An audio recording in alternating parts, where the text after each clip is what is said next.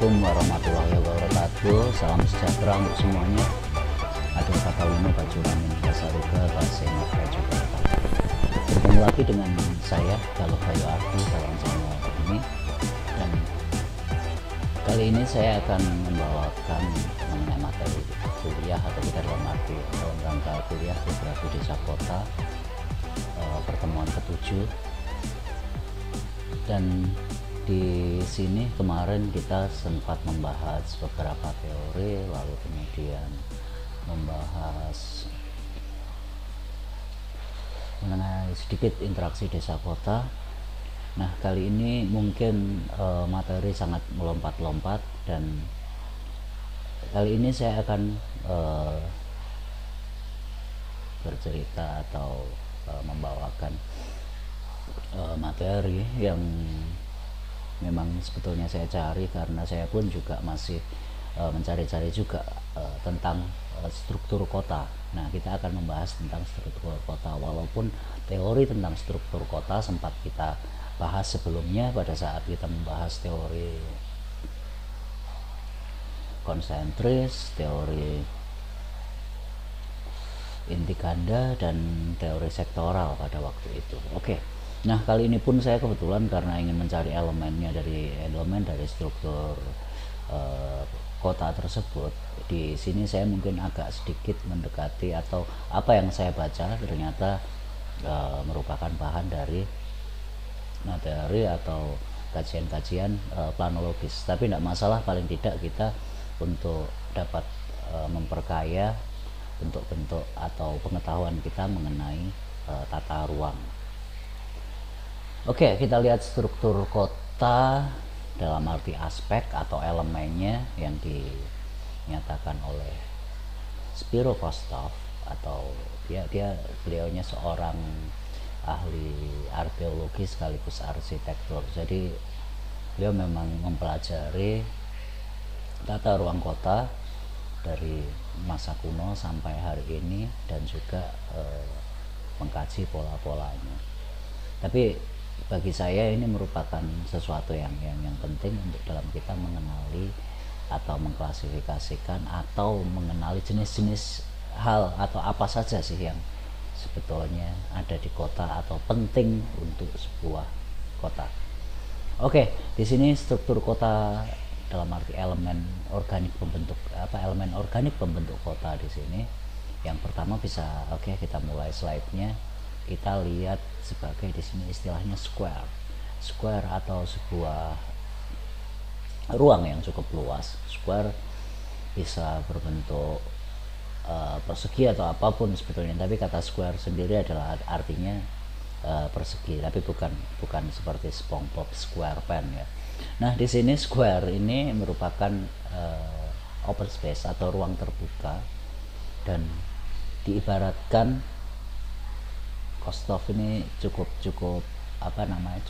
sastra sekali dalam menuliskannya, atau cukup penuh menggunakan istilah-istilah idiom di sini. Square di sini yang merupakan sebuah paru-paru. Nah, di sini sebuah ruang yang merupakan paru-paru dalam arti di sini karena ruang tersebut atau tempat tersebut di dalam kota tapi cukup lega, seperti misalnya taman yang luas, atau lapangan hijau dan lain sebagainya yang ada di kota, sehingga ketika kita berada di sana kita merasa lega, tidak sumpek dan lain sebagainya. Dan itu merupakan dikatakan paru-paru dari sebuah kota. Nah, berikutnya center atau pusat kota dianggap sebagai jantung kota, pusat pergerakan kota. Di sana ada gerak ekonominya, gerak aktivitas manusianya, gerak perdagangan dan lain sebagainya.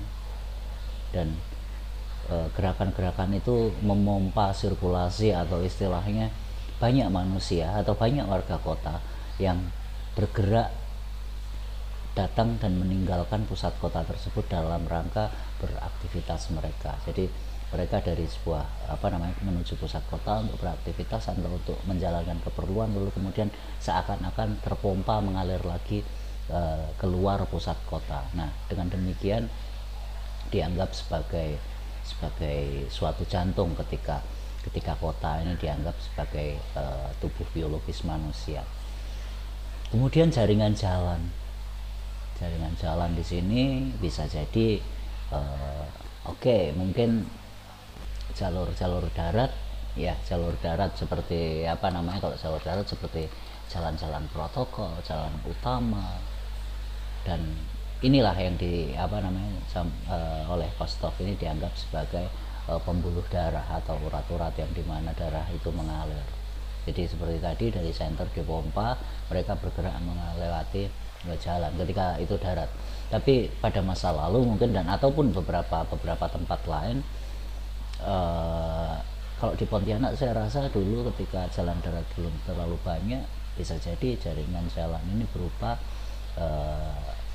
sungai ataupun kalau di Pontianak ini seperti parit-parit yang kadang-kadang masih terlihat juga sisa-sisanya, bahwa tempat tersebut masih ada jejak-jejak bahwa itu pernah digunakan sebagai jalur utama untuk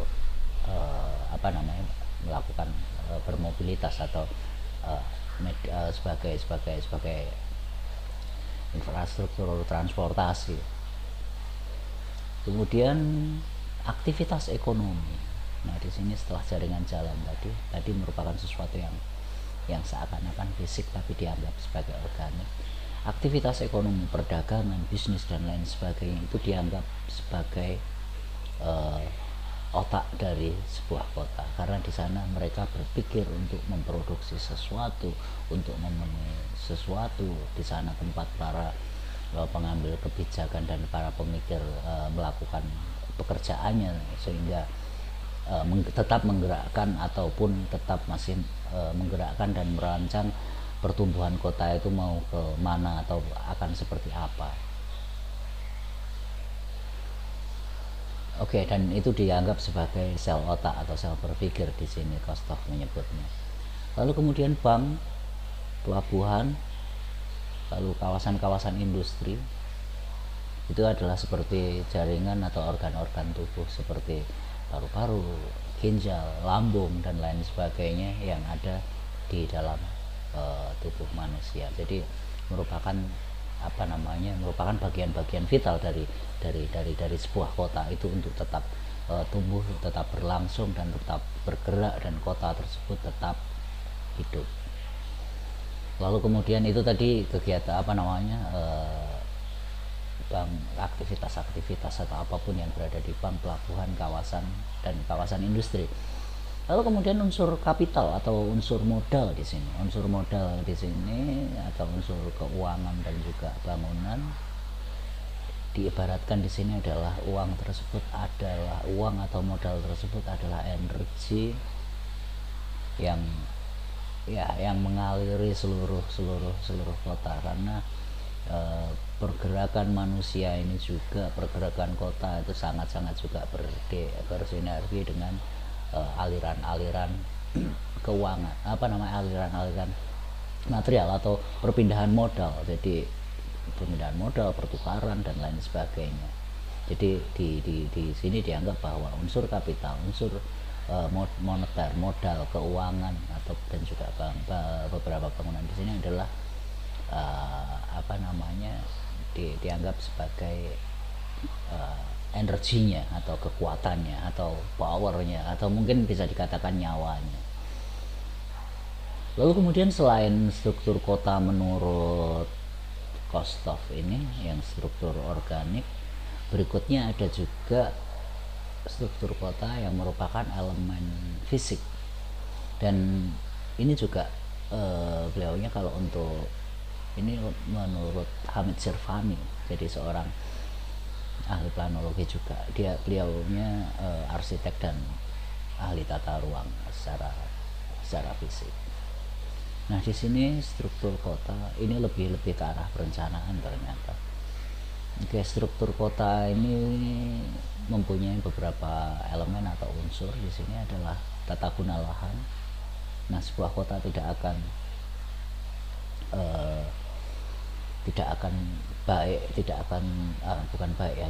teratur dan tidak fungsi-fungsinya tidak akan efektif. Itu juga dapat dipengaruhi oleh bagaimana dalam pengaturan atau land use, penggunaan lahannya atau tata guna, bagaimana menggunakan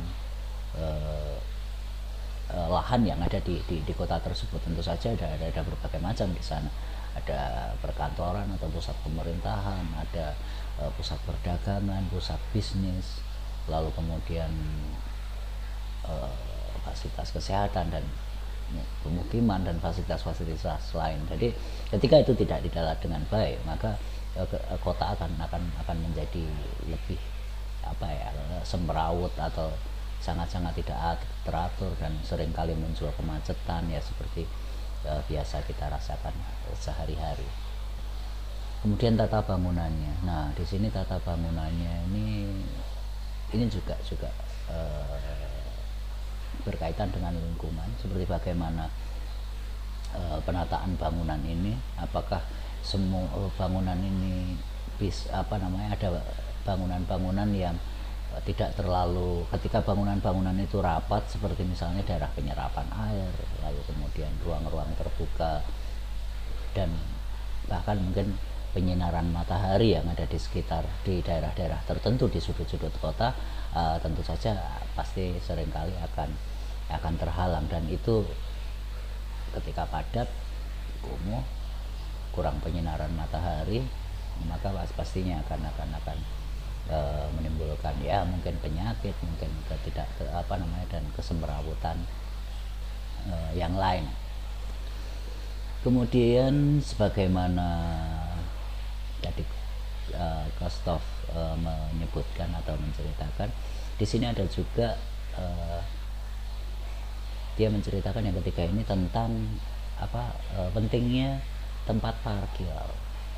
Ini berkaitan dengan sirkulasi, dengan kelancaran lalu lintas, berkaitan dengan kelancaran tadi, karena masalah parkir ini tentu saja akan menghambat dan akan mengganggu, jika tidak pada tempatnya maka akan mengganggu warga-warga kota yang lainnya, seperti misalnya seharusnya tempat itu untuk berjalan, untuk menepi, untuk berjalan di tepi, tapi digunakan untuk parkir, lalu kemudian yang tengah sudah digunakan oleh mobil yang lewat misalnya. Jadi akan sulit sekali misalnya seperti pejalan kaki atau pengendara sepeda terlalu ke pinggir menabrak mobil dan kendaraan parkir, agak ke tengah sedikit menghindarinya kemungkinan keserempet kendaraan yang ada di tengah juga mempunyai kemungkinan yang besar. Terlalu ke tengah pastinya akan ketabrak, dan itu jika disadari itu sebetulnya cukup merepotkan dan menghambat kelancaran. Jadi di sini modal sirkulasinya, modal penggunaan jalan ini juga menentukan produktivitas atau gerak dari sebuah kota tersebut. Ini tadi sirkulasi dan ruang parkir, karena kita tahu seperti ketika kita mau keluar dari lahan parkir, ada yang parkirnya tidak sesuai pada tempatnya, entah itu karena ketidakpedulian, kebiasaan, atau masalah cara berpikir, atau ya mungkin saya katakan IQ-nya tidak jalan, empati dan perasaan tidak jalan, parkirnya menutupi yang lain. Itu juga salah satu wujud apakah kita sudah termasuk sebagai warga kota atau kita masih belum pada tahap itu. Oke, kemudian tadi juga ada di sini ruang terbuka, ruang dimana semuanya harus ada ruang terbuka. Ini kaitannya dengan lingkungan juga, penyerapan air, lalu kemudian kesehatan, atau karena ruang yang tertutup dan sumpek itu tentu saja akan membuat penghuninya atau manusianya juga mengalami tekanan, stres dan lain sebagainya. Kemudian di sini ada aktivitas pendukung. Aktivitas pendukung ini adalah ya mungkin tidak banyak trotoar, jalan kecil dan lain sebagainya, jalan pintas itu kadang-kadang tidak dianggap tidak penting. Tapi ruang-ruang pendukung tersebut akan menjadi turut memperlancar gerak atau sirkulasi di dalam kota itu. Seperti bagaimana ada jalan, entah ketika kita mau berjalan kaki, bersepeda ataupun menggunakan kendaraan besar, itu tentu saja kalau kita memiliki sarana pendukungnya itu baik tadi, yang sarana dan juga kondisi pendukungnya, parkirnya bagus, lalu kemudian trotoar ada dan dapat digunakan, itu akan mempermudah kelancaran dalam bergerak, misalnya dari kantor ke tempat perbelanjaan, dari tempat atau dari kantor ke rumah, tempat kerja ke ke pusat-pusat kegiatan lainnya, ke ruang terbuka. Jadi akses itu bisa dilalui dengan lancar dan juga nyaman dan tidak menimbulkan stres di jalan ketika kita bergerak ke ruang kota. Kemudian rambu-rambu di sini signage atau signage ini merupakan ya salah satu unsur yang cukup bisa banyak kita lihat di kota, karena ini merupakan sebagai ya pemberitahuan, alat komunikasi, sebetulnya merupakan alat komunikasi, simbol bagaimana sebuah kota tersebut diatur sedemikian rupa dalam arti penggunaan ruang-ruangnya, seperti mana yang digunakan untuk tempat parkir, mana yang disitunya tempat untuk berjalan dan jika berhenti pasti akan diduga akan mengganggu kelancaran dan lain sebagainya, lalu kemudian traffic light.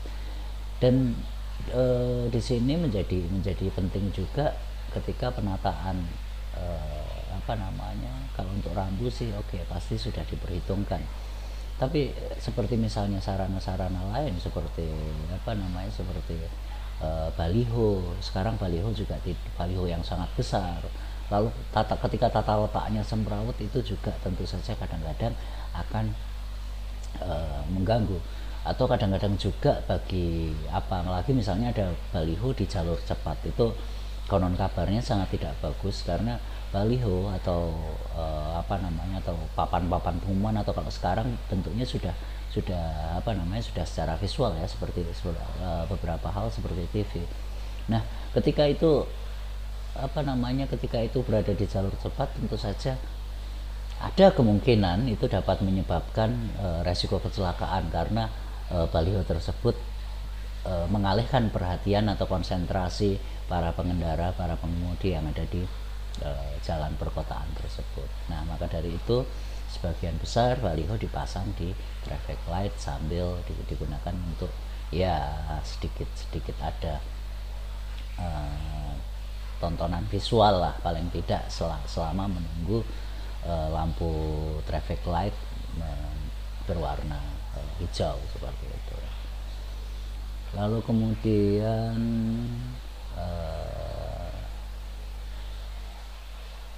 preservation atau preservasi, nah, dan juga konservasi di dalam sebuah kota, apalagi kota yang sudah cukup tua, kota yang sudah cukup lama berkembang, kota yang sudah cukup besar, itu kadang tidak serta-merta kota tersebut